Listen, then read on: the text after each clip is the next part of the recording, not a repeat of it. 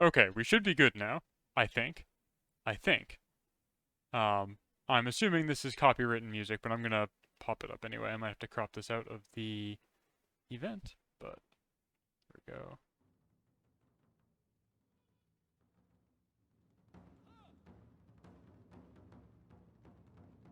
Can you hear our guys?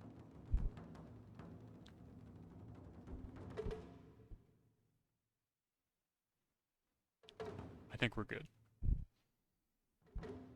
Okay, yeah, so, yeah, bonus error. It is Pokemon Worlds. This is my Super Bowl. This is the culmination of the entire year of events, regionals, locals, internationals, nationals, things like that, all coming together for the Grand Championship, which is going to be held in Japan, or rather is being held in Japan right now, for the first time ever in Pokemon history. Traditionally, it has been in America. Last year it was in London. Uh, it has never been in Australia, and this is the first year it's going to be in Japan, if you can believe that. So they pulled out all the stops for this one, and yeah, they got the Tycho. I'm going to be I'll be able to broadcast the entire video in accordance with the broadcast policy that we have passing around on the stream. They have permitted streamers to restream content from the official venue, which is this. They note that there may be copywritten music that you'll need to be wary of. Monetization is fully allowed otherwise. So I will be turning the stream audio on and off, and I've got some background music to pop on. But that's pretty much the plan. I've got some folks who will ideally be joining me at some points later in the evening. And the goal for my long endeavor here to watch all these matches together is to kind of present competitive Pokemon in a way that is digestible to people who are not so deeply entrenched in the same scene as I am, who don't live and breathe this stuff. So if you've got questions about what's going on, please ask, and I will absolutely do my best to present that kind of content on the way throughout. So yeah, Pokemon Worlds 2023 in Yokohama, Japan. The opening ceremony definitely looks like they put a lot of work into it, which is exciting. How you doing tonight, Denju? What are you up to? Or I guess, what is it? It's morning for you, right? It's 8 p.m. here. I think it's 9 a.m. in Japan, and it must be 2, 3 for you right now. I think 2 a.m. That's cool. That's exciting. Hey, Probsy. Welcome, welcome, welcome, welcome. I hope you're doing well.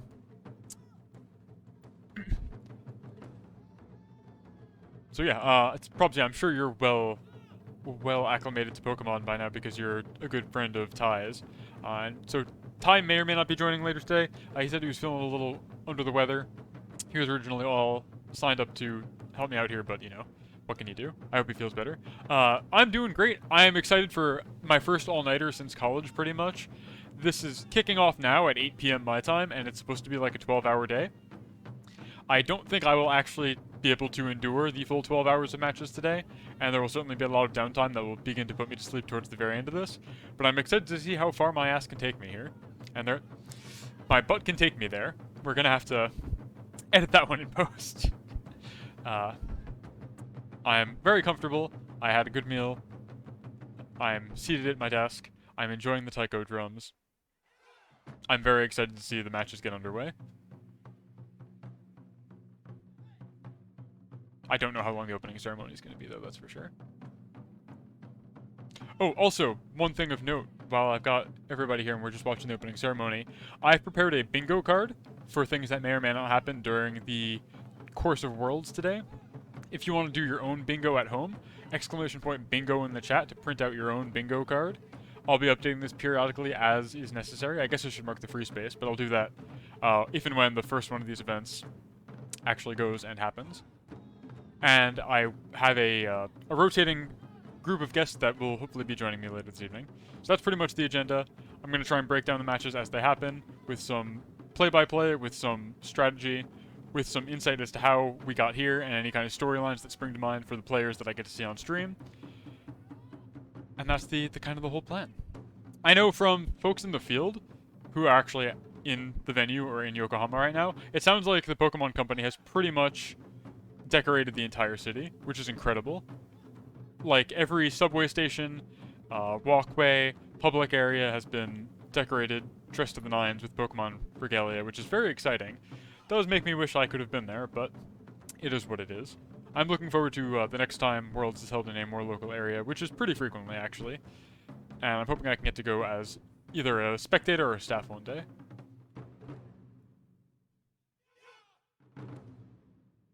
Nice. Pachi, Pachi, Pachi, Pachi, Pachi. Let me know how the volume is also.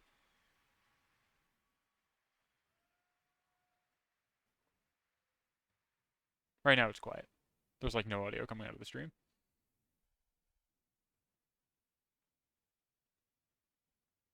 Oh, and let me... Yeah.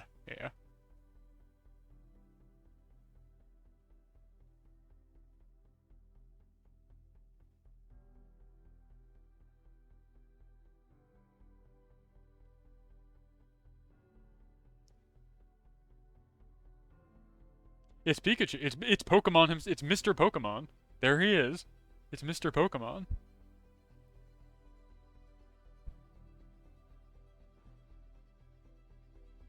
And this must be Mrs. Pokemon. Now that is how we get our World Championships kicked off in style. Thank you, Tokyo Dagakiden, for that performance and for getting us off to a banging start. Good morning, or ohayou gozaimasu, to everyone here with us today and all the Pokemon trainers and fans watching from around the globe. My name is Anna Prosser, and I'll be your host all weekend long here in Yokohama, Japan for the 2023 Pokemon World Championships. The strongest trainers from around the globe have battled to earn their way here, and we'll be witnessing I can turn them off. As over 1,000 trainers compete. I think they're accurate so far, though, right? Scarlet and Pokemon Violet, the Pokemon Trading Card Oh. Game, Pokemon Go. My name and is Anna Pokemon Presser. Unite. That is. Trainers will be going head right. to head to prove who is the very best, like no one ever was. Like no one. Before we get things kicked off, it's tradition to hear a few words from the president and CEO of the Pokemon Company. Please welcome to the stage, Mr. Tsunekazu Ishihara! Pachi, Pachi, Pachi! Now, we're probably going to need the subtitles for this one. No, I guess he's got an interpreter. It's not like these are real-time subs. These are... I'm turning these off. We don't need these. Hey, Kozu Kikara. Welcome, welcome, welcome. Opening ceremonies are underway right now. You have not missed anything, other than some taiko drums.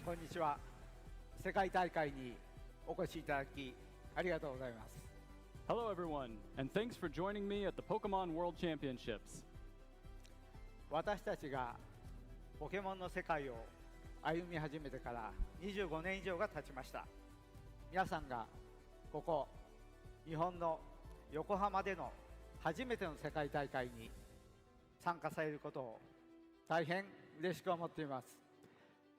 It's been over 25 years since we first journeyed in the world of Pokemon, and I couldn't be happier for all of you to join me at the World Championships here in Yokohama, Japan for the What's the first prize time. pool for this, Denshi? That's a great question.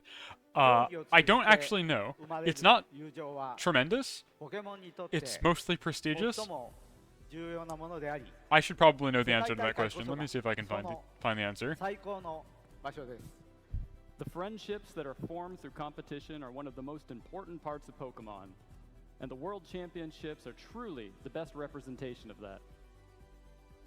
1年をかけて今日ここにたどり着いたトレーナーの皆さん、本当におめでとうございます。 Congratulations to all of the trainers who have made it here today after their year-long journey. If it's anything like previous years, I think first place is like 10 grand USD, something like that. And then they roll off like 2,500 for each one, so it's like 10, 7.5, 5, etc., and I think. Thanks to all of the family and friends who have supported these trainers along the way. Which is like pretty good for video game money, but it's a very expensive road to get here. Traveling to all these regionals and to be able to get enough points to qualify is not easy or cheap. Going to Yokohama is not cheap, so it's mostly a prestigious thing.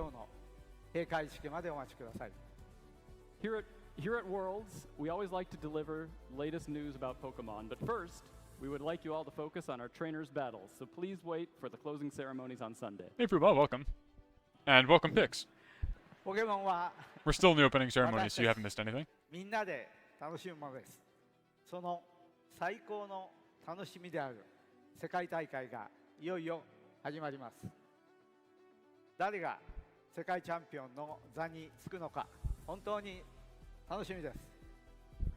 Pokemon is something that we all enjoy together, and So the World true. Championships are one of the most exciting moments for us. The event is about to begin, and I can't wait to see who will be crowned our new World Champions. 皆さんの健闘を祈っています。 Wish you all the best of luck in your battles. ありがとうございます。 Thank you. Nice, nice. Denshi, I'm trying to think what the equivalent of that card would be in Pokemon. In like a Thank you, non-TCG Mr. setting. Ishihara. I am just as excited as you to start the 2023 Pokemon World Championships. I know that Pokemon Go players are with me as an in-game event will be starting later today that features the debut Epic. of the Simian, Pikachu appearing in his World Championship Pikachu's got a jersey, little shirt. and other He's got a activities little to celebrate shirt. our event this weekend.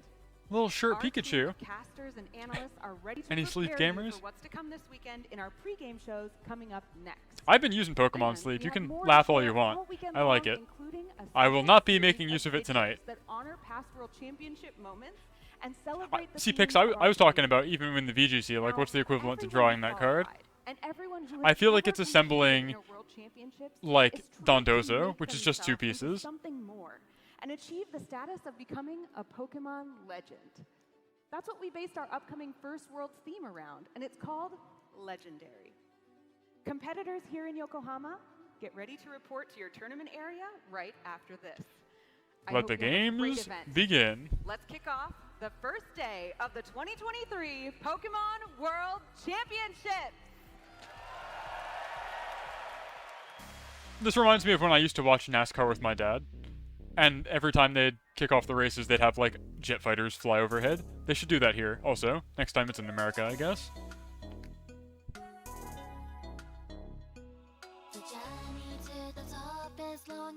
Oh, this is copyright music. Hold on.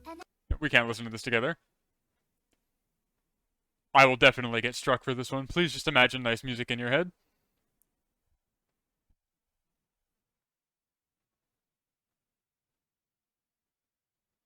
But yeah, picks for Incineroar, Whimsicott, Kyogre, 3 Pokemon that are not currently in the VGC game.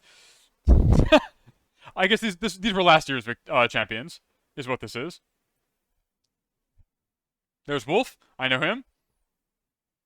That's Cybertron. That was Gavin Michaels. All players that we will see almost certainly on stream. Is this Unite? No, this is Go. I still don't know how competitive Pokemon Go works. So Denshi. I've got a pal who's actually competing today, this week. His name is Tom Hayden, and he's who I'm rooting for. 100% full support behind him. I've worked with him a little bit to build his team, so I know what's kind of going on there. He's inspired me a lot. He got me into shape to fight at my first regional. And if you've been a long-time member of the channel, which you have, you may recall that I entered some tours called Tommy's Tuesdays tours, and they were like really long 5-hour Pokemon tournament streams that I would do a couple Tuesdays. He's the Tommy in, yeah, Tom Hayden, Hayden. You can look him up. But yeah, he's the guy who would organize those tours every single Tuesday.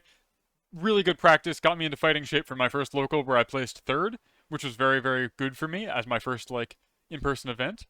So I'm in his debt a lot, and so I've been trying to help him as best as I can with like getting resources to build his guys, like Terra Shards, EV berries, things, or EV training, things like that, or just talking shop about like what would work for his team. But he's got a whole like I'm talking myself up here. I've played a very small part in his road to get here. Okay, I think we're good for copyright music.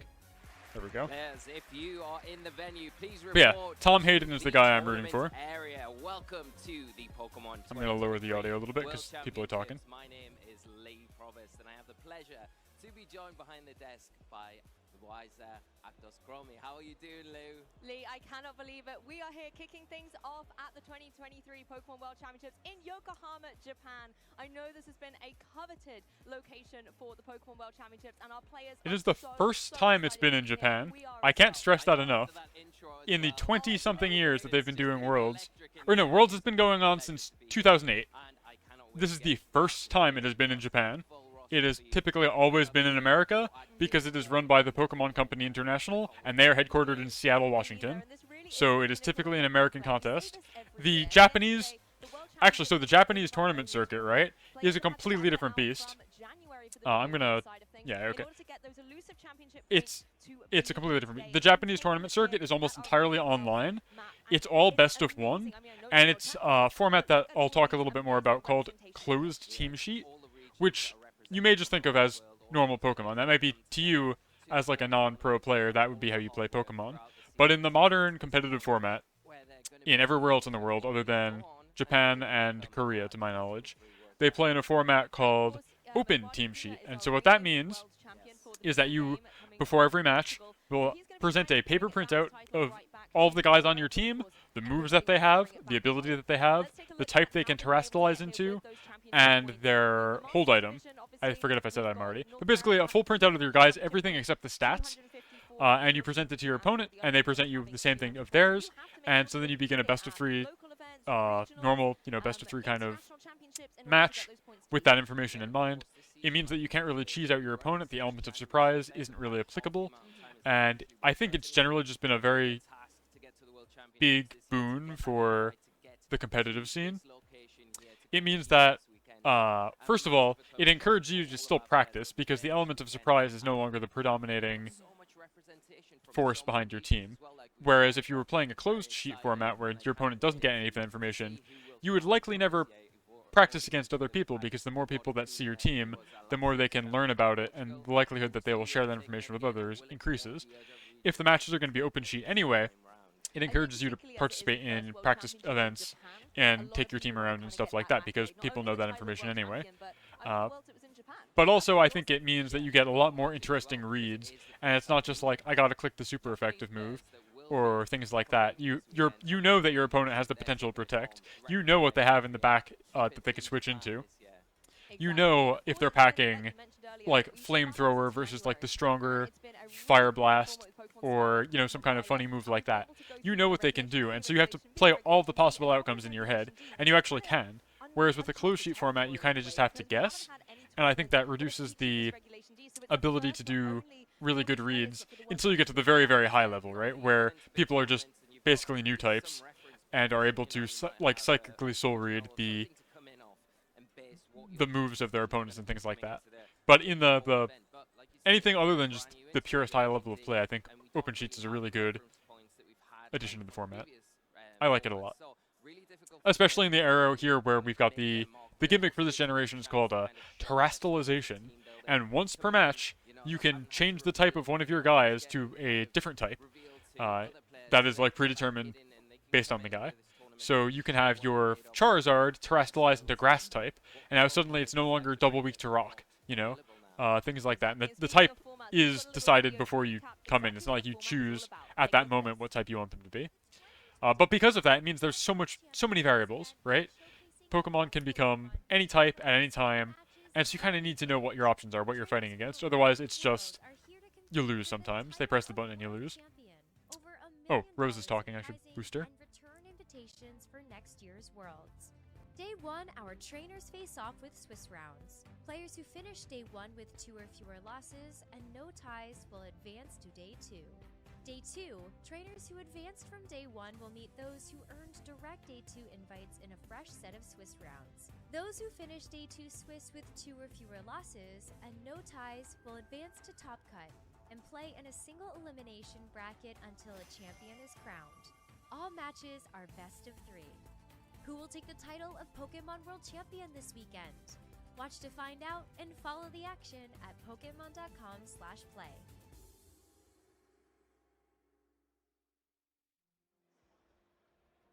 Okay, so taking a closer look at the schedule as well of how things are going to pan out on this day. Okay, so it looks like the first setup matches are in 20 minutes. 9:45 a.m. of course. Here in Japan, time and there's a lunch break, some of you might have to stay up a little late or wake up a little early, but however it is, everything will obviously be recorded. All right, so the schedule, there you go. It's in 20 minutes. We're gonna have the first match. Until then, though, I'm gonna keep prattling on about like open sheets and everything like that. So in Japan, they've got an online circuit. They don't have regionals like they do everywhere else, and it's all best of one and it's all closed sheets. And so as a result, I think you have the top Japanese players get very, very good at that psychic mind reading stuff because they have to, but it also means that the skills that they build while becoming ladder champions and best of one champions. Oh, actually, I'll hold that thought. These guys are important. Hey, Ert, welcome, welcome, welcome, welcome. We've got about 20 minutes until first round starts. Flutter Mane over here. Pokemon to look out for. It's Dinosaur Misdreavus. It is in 71% of teams. From, I think this is this registered teams or is this the last regional?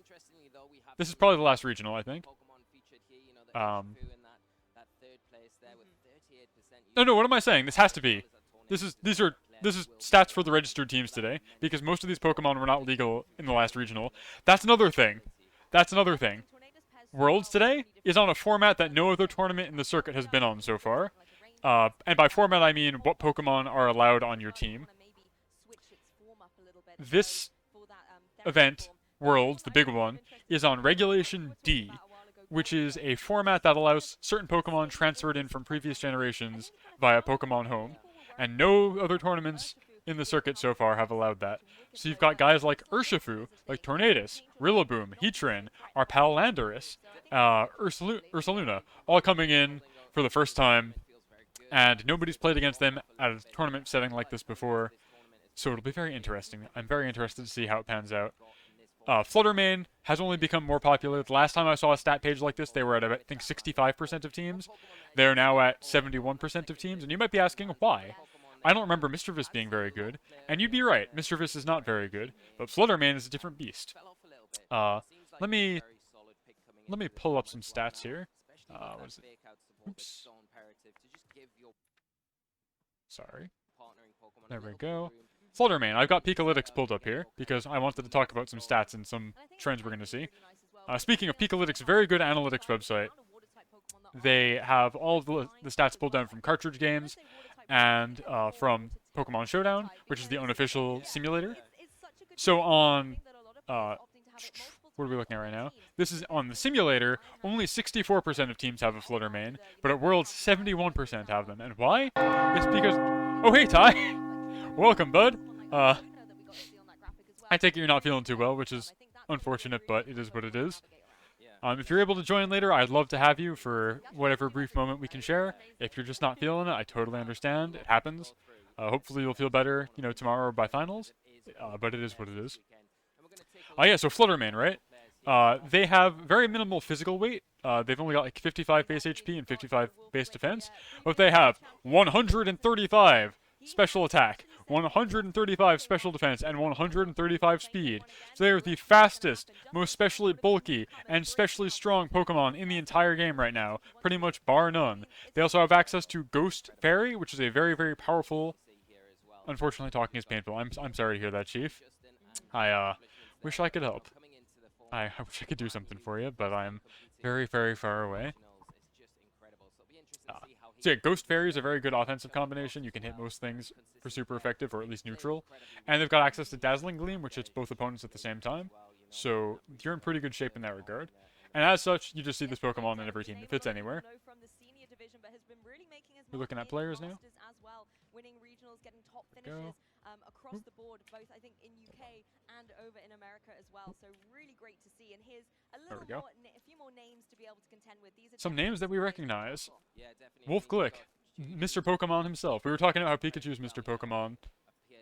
Wolf Glick is a very, very popular player. He has a lot of content on YouTube. He was the world champion in 2016, I think. Is that correct? Correct me if I'm wrong. He is the only player to have ever come from day 1, made it through to day 2, and then won the whole thing. Which is another thing, actually. The very, very top echelon of players who have the most points from all of the events in the past circuit actually get a jump start straight to day 2. They start on the second day. They don't have to go through the groups on day 1. And Wolf is the only player, I think, to have ever won coming from day 1.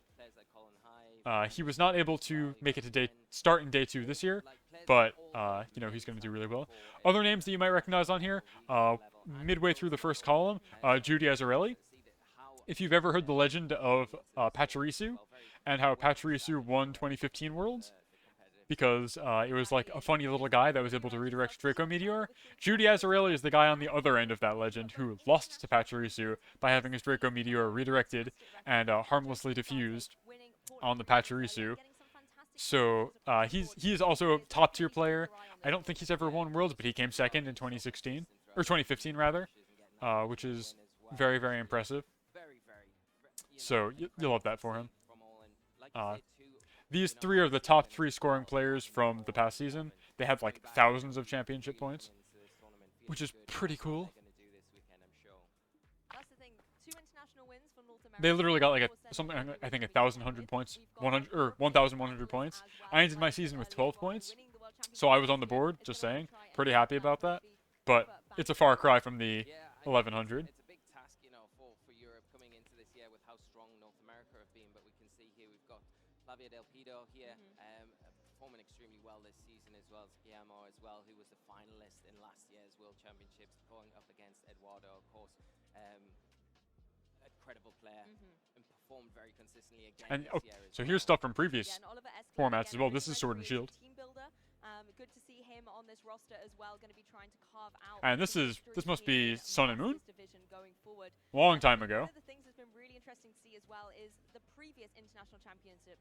Alessio here has won the Oceania International Championships previously, wants to try and get world champion onto that title as well. And of course, two players who really need no. That was Gen 6. I didn't even parse that it was Mega Metagross. You're right. There weren't Megas added eventually back to Gen 7. I know you can get the stones. I don't know if they were ever tournament legal in Gen 7. That's a good question. Pikachu. Who's him? I don't know too many of the European players, unfortunately. So I do have the American bias, unfortunately. Only in Smogon. Okay, that makes sense. I know you could get the items in those games, but I only really started paying attention to like actual tournament VGC this year with Gen 9. Otherwise, I'd mostly been playing in locals and like on the simulator, and I hadn't really known what was exactly tournament legal and actual official tournaments. So all I know is you could get the Mega Stones in that game. I don't know if they were ever allowed, but I know you can't get the Mega Stones in subsequent games. So who knows? They were legal in the restricted format. Yes, that does make sense. That's what I kind of figured. That's what I figured. This weekend, because I think the innovative side of his team building is always exciting to view. And Alex Soto as well. I don't know if any of these folks are folks to watch, unfortunately. I think it was the Regulation A team. Consistent. But I know quite a bit about the North America folks, so if and when they get on stream, that'll be exciting. So consistently strong with that particular team. So I wonder if he is stepping back into the Trick Room shoes a little bit for this. Trick Room is also going to be a thing to watch out for, if you can hear the commentators talking about it right now. That's a move that I personally love. I use Trick Room all the time. Trick Room, if you've ever used it before, if you've seen some games with it, is a move where it goes last, but it sets a field condition where the speed order is reversed. So the slowest Pokemon will go first and the fastest Pokemon will go last, still adhering to priority brackets. So like Quick Attack will still go first, but if two people are using Quick Attack, the slowest Quick Attack user will act first. So it's a very powerful, like, kind of game-winning condition if you have the right setup for it. As you've seen on my other Pokemon streams, in the couple of ranked streams that I've done, and my current ribbon collecting stream, I'm a big fan of Torkoal, so I'm a Trick Room gamer through and through. I've tried plenty of other play strategies throughout the earlier regulations in this game. I tried some Tailwind stuff and just like hyper offense. It's not how I am, it's not how I play. I'm a Trick Room gamer, always have been. In Gen 7, I was running like Slowpoke, Torkoal, Trick Room setup, with like Destiny Bond rather, getting my Sharpedo knocked out for a free switch, surfing my own Torkoal, so I'd get weakness policy procced. What makes you say it got a huge buff? Trick Room is pretty much the same. It's still bottom tier priority, so it always sets up dead last. I think there are some good users of it for sure. I think the existence of Armarouge is in particular a very powerful addition to Trick Room. Armarouge being the Mega Man looking type guy, if you've seen him. He's middling speed tier. He's Psychic and Fire. He's got a special move where if there's Psychic Terrain, which is another field effect, in play, his signature move hits both opponents and is like 50% stronger or something like that, or doubled in strength. So he's pretty good. He's not too slow, but he is slower than a lot of other things that are like threatening. So he's pretty good in Trick Room, and crucially, he's good at both attacking during Trick Room and being able to set up Trick Room as a Trick Room user. So he pairs very well with Indeedee, who is the Chansey of last gen, who's kind of just like a punching bag type Pokemon who can set up Psychic Terrain, the field condition that I mentioned earlier, on switch in, so they're a very natural pairing. You can use Indeedee to redirect using the move Follow Me, which you might know from Pachirisu. It's a move that causes a buff over your guy that redraws all single target moves into them. And then your other guy is free to do whatever, right? So you can Follow Me with Indeedee. They've set up Psychic Terrain by being sent out, and then Armor Rouge can use Trick Room pretty much for free. So they're very good at using Trick Room. Pix is pointing out Ursaluna, the evolved form of Ursaring, which they added in Pokemon Legends Arceus, and is now legal in this new Regulation D format. Ursaluna is incredibly slow and incredibly strong. They are immune to having damage reduced by Burn because of their ability. Otherwise, Burn would have their physical attack. In this case, it doubles it. It does the opposite. And they just have like a lot of good moves. And they're very, very slow. So you're right. Trick Room has some good users this gen for sure. And last but not least, a Pokemon I think will be a sleeper pick throughout these games is Farigiraf, the evolved form of Girafarig, which was added in this gen.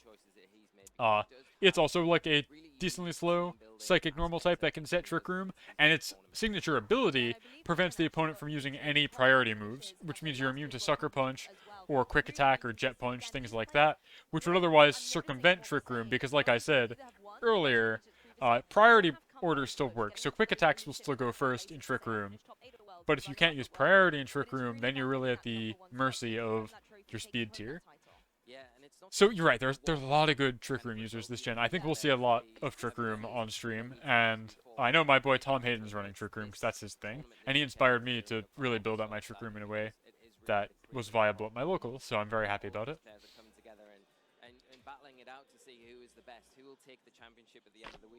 I have not heard anything these two have said otherwise because I've been prattling on about Trick Room.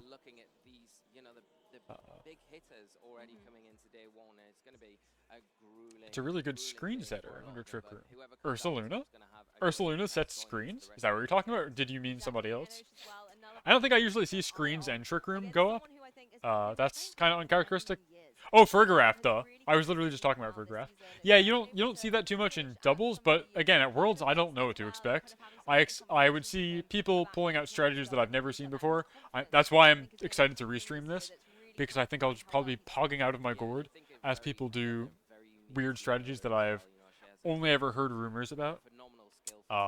In doubles, the real screen setters are typically just like Grimmsnarl, and pretty much just Grimmsnarl now that I think about it.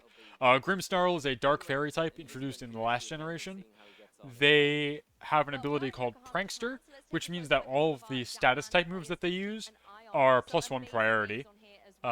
So things like Thunder Wave, which paralyzes your opponent, is now a priority move.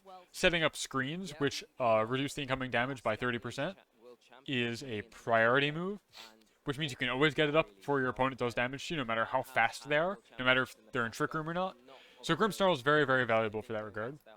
And the only way to get through screens is to either wait it out. They last 6 to 8 turns.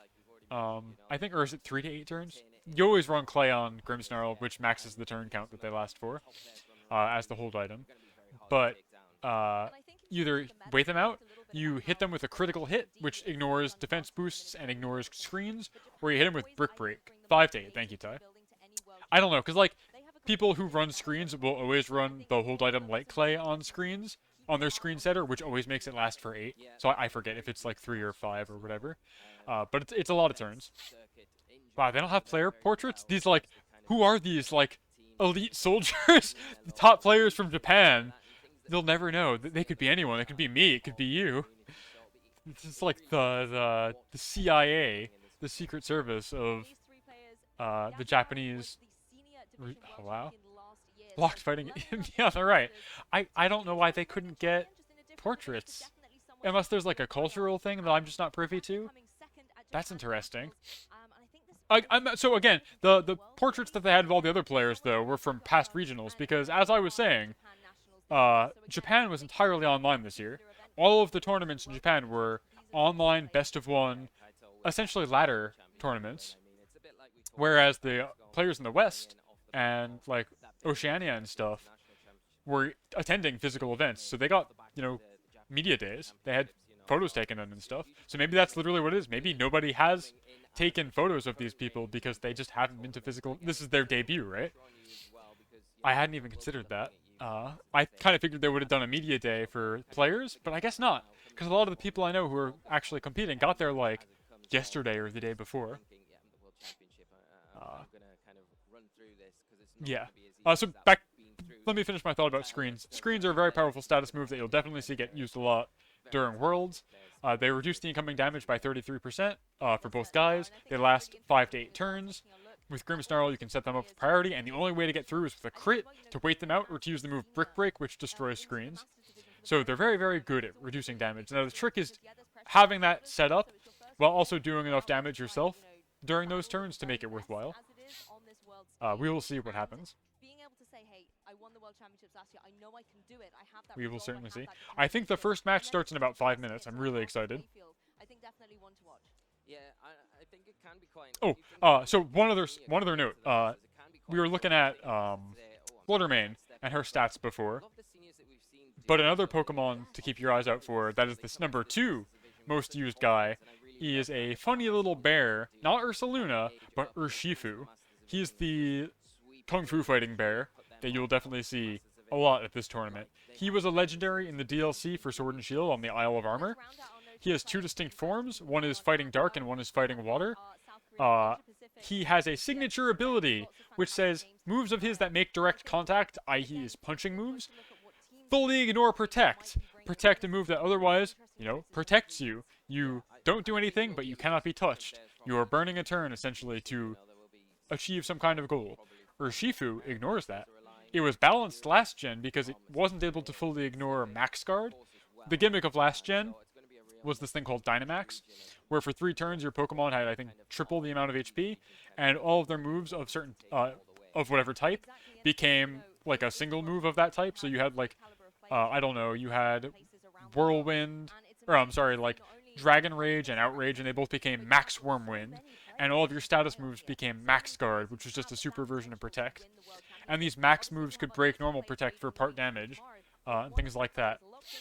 But Urshifu could ignore normal Protect, couldn't fully ignore Max Protect, but there is no Max Protect anymore. There's no more Dynamax. So he's just out here, fully ignoring Protect with all of his punches. And on top of that, his signature move, Surging Strikes, hits 3 times in a row, and always crits. And it's a Water-type move. So, like, what are you supposed to do? We just don't know. So you'll see him a lot. Getting around Urshifu is like a solid 50% of the meta, I feel like right now. It's Urshifu and it's his world, he's just living in it, right? So you'll see things like the item Rocky Helmet on Pokemon that have redirect, like the Indeedee that I mentioned before, or Amoonguss the Mushroom. They will try and redirect Urshifu's punches into it, and then he will take chip damage because of the held item. Yes, I did do my fantasy team. That's a good point. I should pull that up. Oh, these are teams from the talent. Prediction. Oh, sorry, no, these are predictions. Cybertron on the end there has it probably right. Fluttermane's going to be really good. Rose in the middle there. Urshifu, yes. I like the guess of Gastrodon. Gastrodon always finds its way into games like this. It's just always really good. Gastrodon is fully immune to water-type moves and also redirects them into it. So that triple hitting, always critting, Surging Strikes from Urshifu doesn't do anything. If you have a Gastrodon on the field, it will always automatically redirect water moves. So I would definitely expect to see some of it in today. Let me pull up my fantasy team. But Gastrodon matches up pretty well against it, to be fair. Other notable picks, obviously, if we look at Adam's choices. Yeah, Gastrodon rules. There, the Tornadus, Thundurus, and the Landorus, and Heatran as well. Some really big hitters coming into this format that are new to Regulation D. I think very consistent choices. Heatran my fantasy team. Across 3 of the cast. Oh, hold on. I gotta log in. 1 second.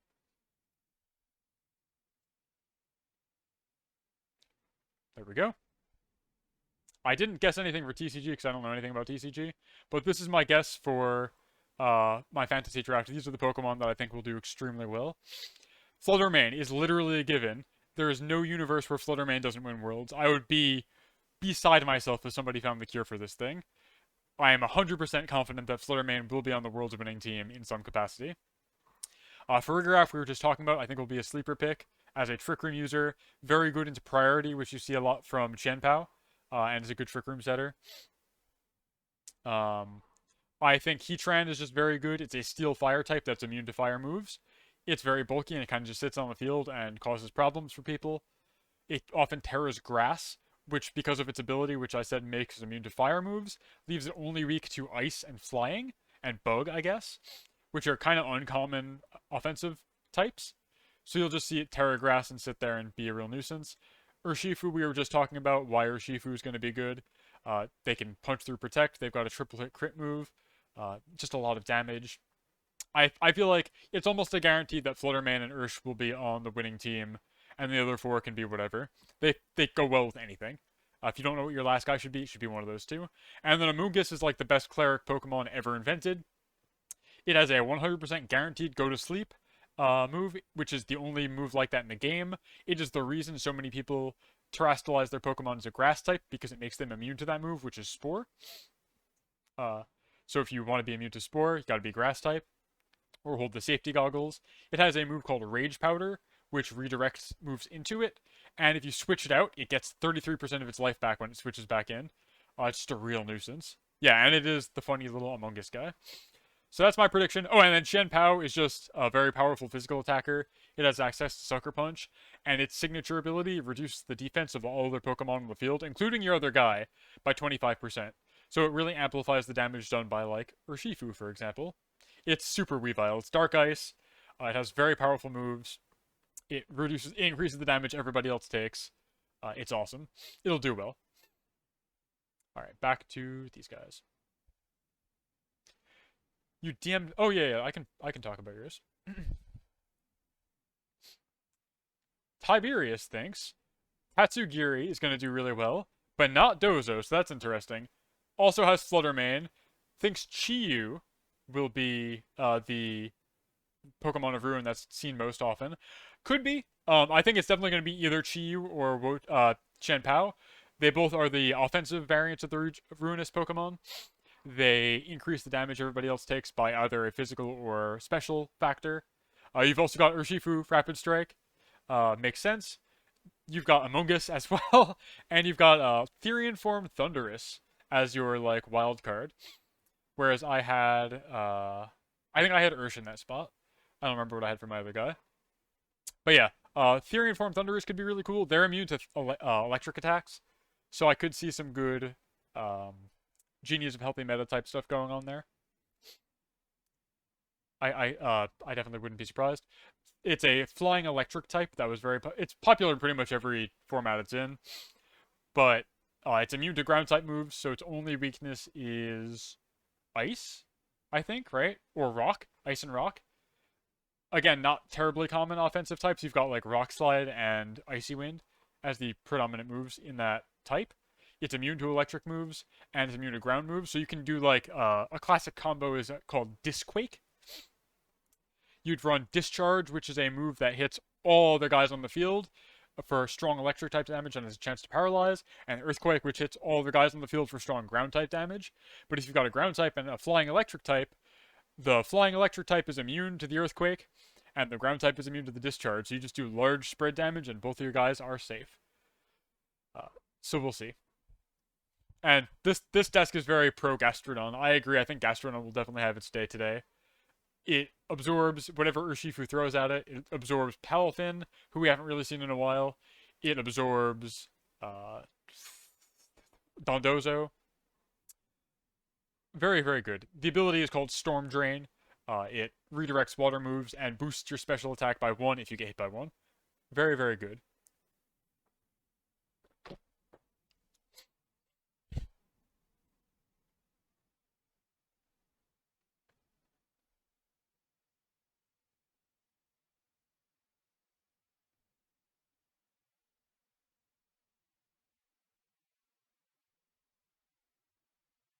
Oops, sorry. I tabbed away. I didn't realize that, like, blacks it out. Alright, where are those matches at? I wanna see fights. I'm here for fights.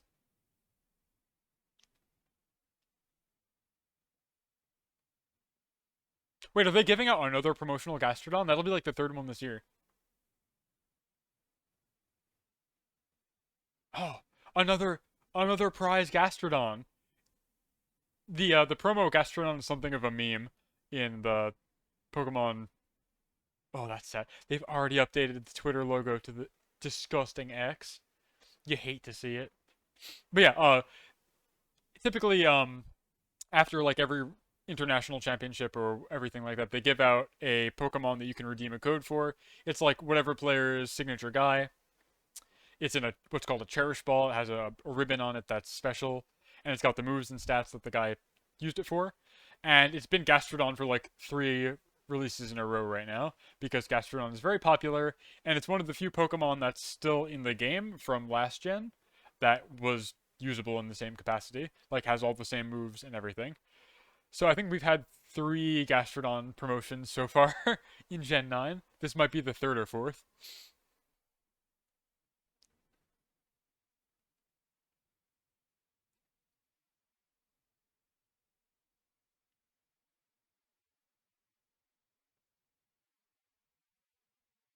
Yokohama, Japan.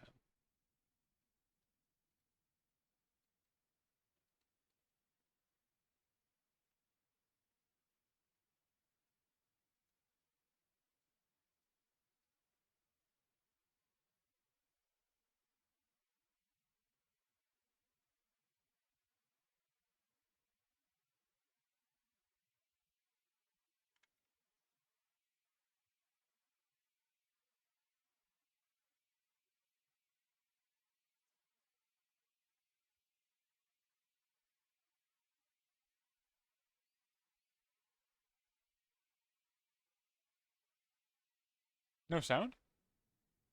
What happened?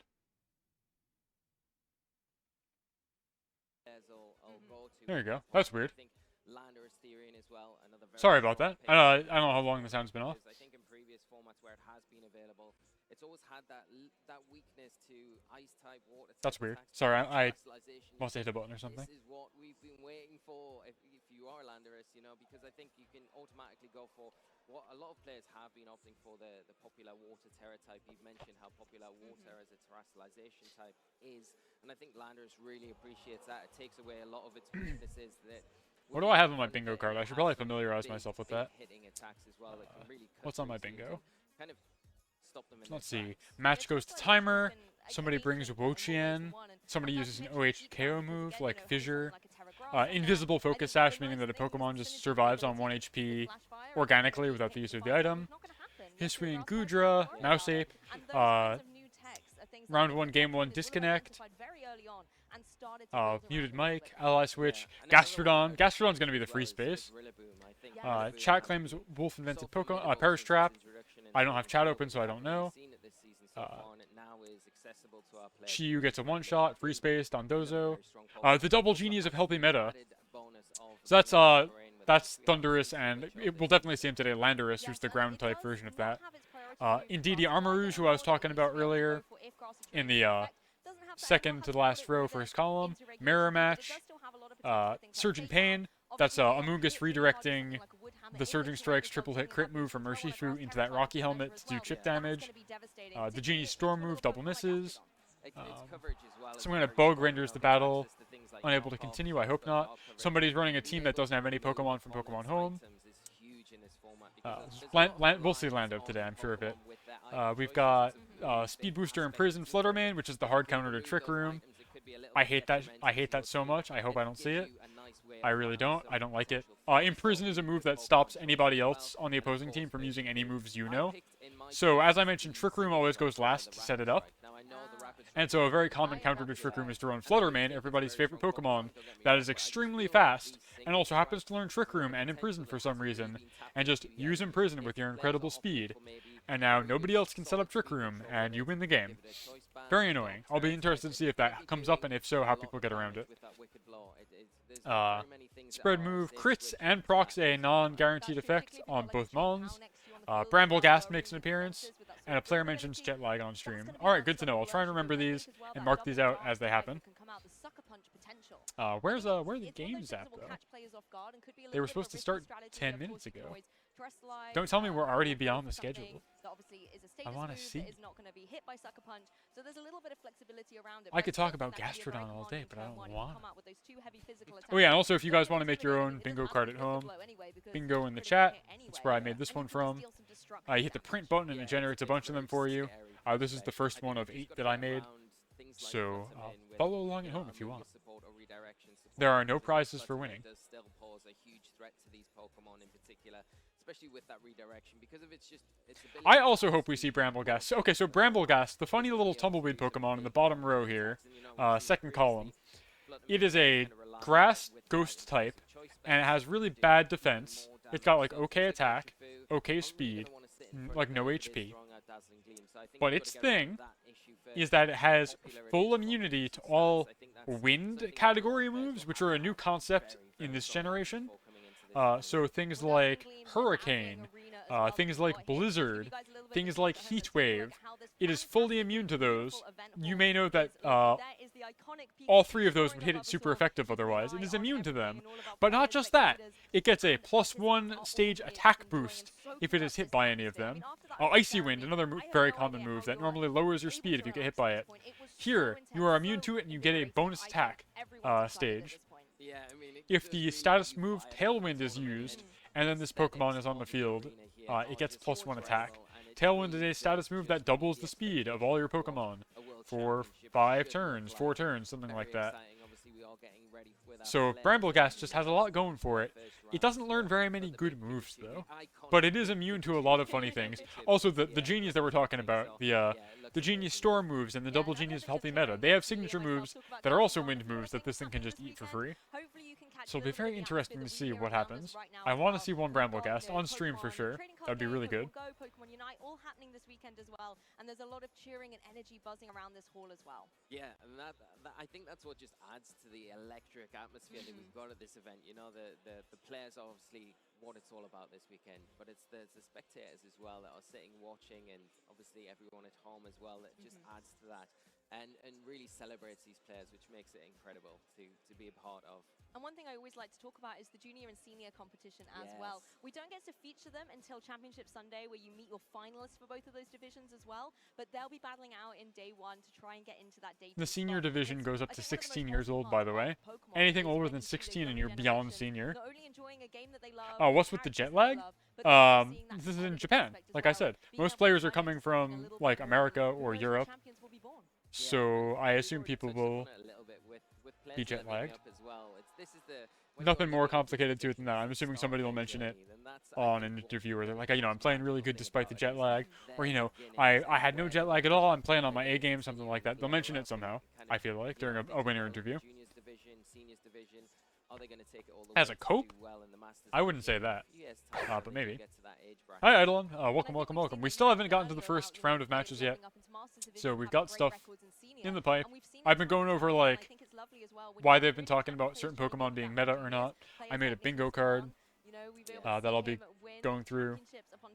But yeah, should be a fun evening. And then coming up through into Masters, I think it's just amazing to be able to see those journeys that players have gone on, the kind of evolution of their own, as it were. I am getting antsy for the first round though. That Masters division. Yeah, and I mean players like Brendan Zhang as well. You've seen him, come up from. I mean, when I was playing, seen him become a world champion and then level up, and then he's one of our featured players here to watch this weekend in the Masters division. A very strong player, obviously.